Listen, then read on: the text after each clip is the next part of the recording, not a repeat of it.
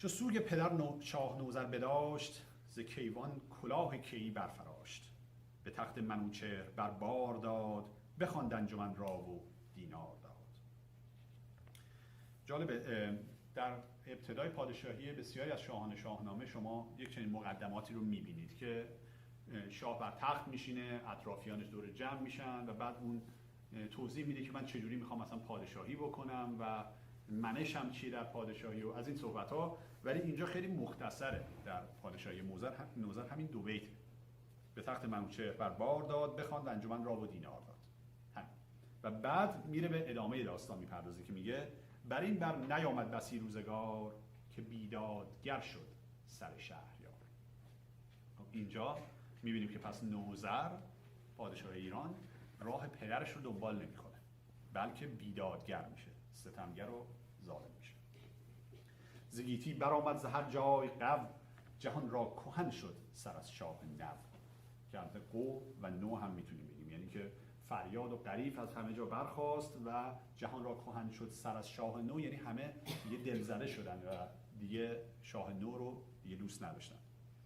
چو را از پای پدر در نوشت، ابا موبدان و ردان شد درشت. خب این در نوشت یعنی که پیچید و کنار گذاشت و دیگه توجهی نکرد به رسم هایی که از گذشتگانش و از پدرش بود. ولی از اون میگه ابا موبدان و ردان شد درشت، که اینجا میبینی که یه تفاوتی در واقع آهنگ قافیه پیدا شده که میگن که در شعر خراسانی کهن این عیبی نبوده. یعنی که فردوسی در جاهای دیگه هم مثال‌های اینجوری داره، البته زیاد نیست خوشبختانه، چون خب خیلی به نظر ما دلپذیر نمیاد، ولی به هر حال عیبی نبوده که بگیم نقص سخن به حساب میاد. ره مردمی نزد او خوار گشت، دلش برده گنج و دینار گشت. کدیور یکایک سپاهی شدند، دلیران سزاوار شاهی شدند. یعنی چی؟ یعنی که وقتی که به این رو افتاد نوذر و شروع کرد به ستمگری، دیگه هر کسی که یه قدرتی فکر می‌کرد داره شروع کرد به آشوب کردن و دنبال قدرت گرفتن و این چیزها رفتن. و بعد دلیران سزاوار شاهی شدن، یعنی جوری شد که حتی تخت شاهی نوذر دچار تهدید شد و کسانی که قدرتی داشتن طمع رسیدن به تخت شاهی ایران رو کردن. چو از روی گیتی برآمد خروش، جهانی سراسر برآمد به جوش. بترسید بیدادگر شهریار، فرستاد کس نزد سام سوار. یعنی همین توصیه که پدرش بهش کرده بود که هر مشکلی پیدا کردی برو و از سام کمک بگیر، همین کارو کرد. فرستاد به نزدیک سام. یکی نامه با لابه و دردمند، نوشتند از آن شهریار بلند. نوشت و فرستاد نزدیک سام، نخست از جهان آفرین برد نام. خداوند کیوان و بهرام و هور، که هست آفریننده پیل و مور. کنون از خداوند خورشید و ماه، درود فراوان درود روان منوچهر شاه. مران پهلوان جهاندیده را، سزاوار گرد پسندیده را.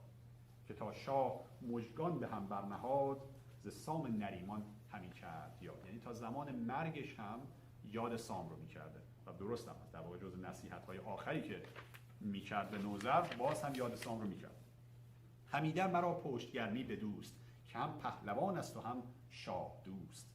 نگهبان کشور به هنگام شاه، و از او گشت رخشنده تخت و کلاه. کنون پادشاهی پرآشوب گشت، سخنها از اندازه اندر گذشت. اگر بر نگیری تو آن گرزکین، از این تخت پردخته ماند زمین. یعنی میگه اگر که نیایی و به داد من نرسی، دیگه از این پادشاهی چیزی نمیمونه و تخت پادشاهی خالی خواهد بود، یعنی من از می خواهم رفت. خب این نامه رو می نویسه و میفرسته برای سام. چون نامه بر سام نیرم رسید، یکی باد سرد از جگر برکشید. نیرم هم میدونید، نیرم یا نریمان اسم پدر سام است. به شبگیر هنگام بانگ خروس، برآمد خروشیدن بوق و کوس. یکی لشکری راند از گرگسار، که دریای سبز اندرو گشت خوار. یعنی سام در گرگسار بوده. دقت بکنید در زمان پادشاهی منوچهر هم دائما سام به گرگساران و مازندران میرفت.